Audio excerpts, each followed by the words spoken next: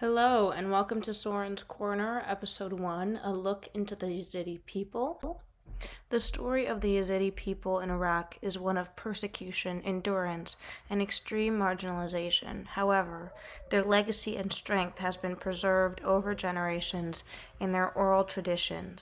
Today, we will talk about the Yazidi historical persecution, their rich oral tradition that has sustained them, and a look into the reality of the current life of the Yazidi people. First, let's go over the history of their persecution. The Yazidi people faced many persecutors over the length of their existence, from their Kurdish neighbors and the Ottoman Empire, leading to their modern day persecution and struggles. The Ottoman Empire always viewed the Yazidi people as the other and marginalized them into a minority. However, starting from the 1640s to the fall of the empire, the Ottomans repeatedly waged campaigns specifically targeting the Yazidi people.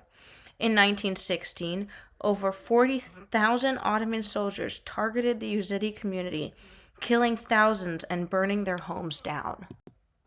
After the dissolution of the Ottoman Empire, British involvement in the area plagued the minorities, including the Yazidi people. The Yazidi people found themselves even more marginalized than they had previously been, as nationalism from British involvement plagued the area. Nilda Ferraro, in his work The Other Kurd, Yazidis in Colonial Iraq, outlines the root of this crisis. The British involvement brought about the centralization of the country, which ostracized the Yazidi people among other minorities. Britain began to further colonize Iraq, leading to a centralized state.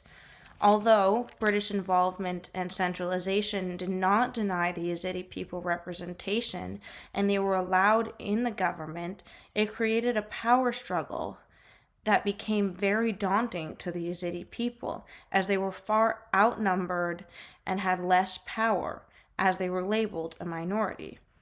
This rivalry fueled tensions between the groups to rise in the area, leading to even more persecution in the area, though this persecution was not always personified as a physical threat for this time period. Unfortunately, as the 21st century drew near, this changed.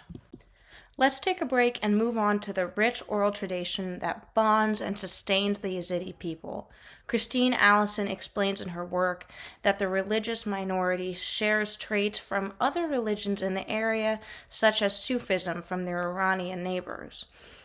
Through these links, the Yazidi people transferred their oral traditions to their neighbors and their descendants. This act of creating a lineage through oral tradition sustained their further generations through the constant persecution and battles. Allison summarizes this concept perfectly in a line from her work, The Yazidi Oral Tradition in Iraq, Kurdistan, by saying, "They communicated with their neighbors and passed on their community, history, literature, wisdom, and religious traits to their descendants orally." The sheer act of communicating the soul of the Yazidi people orally allowed them to communicate in any circumstance and kept the spirit strong and allegiance strong in times of hardship and persecution. Let's move forward to more modern times. It becomes increasingly apparent that the hardships of the Yazidi people continues to this day. For this information, I turn to the BBC and Michelle Liu from the Northwestern's Human Rights Journal for some more clarity.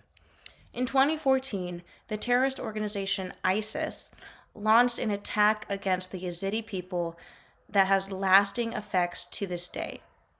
These attacks can only be labeled as a genocide and were truly, truly horrific. ISIS isolated and killed thousands of men in atrocious manners.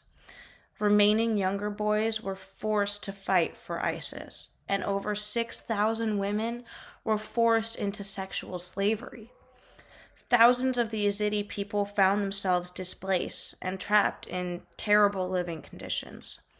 The fall of ISIS, unfortunately, did not mean vindication for the victims, but sparked a lawsuit. Some of the surviving Yazidi people have decided to rightfully sue al-Baghdadi's widow for the atrocities she witnessed and partook in. His widow has responded to this lawsuit in the BBC interview Iraq's Yazidi Fight for Justice with correspondent Faraz Kilani by saying that she had no control or means to fight back. She states that she as well was a victim, and in a different manner, she could not have possibly helped these women without endangering herself and her loved ones. This lawsuit has been a slow and tedious and difficult pursuit. However, with their strength and their oral traditions fueling them, I have no doubt that they will see at least a small level of success in their pursuit. Thank you for joining me, and have a good week. This has been Soren's Corner, Episode 1.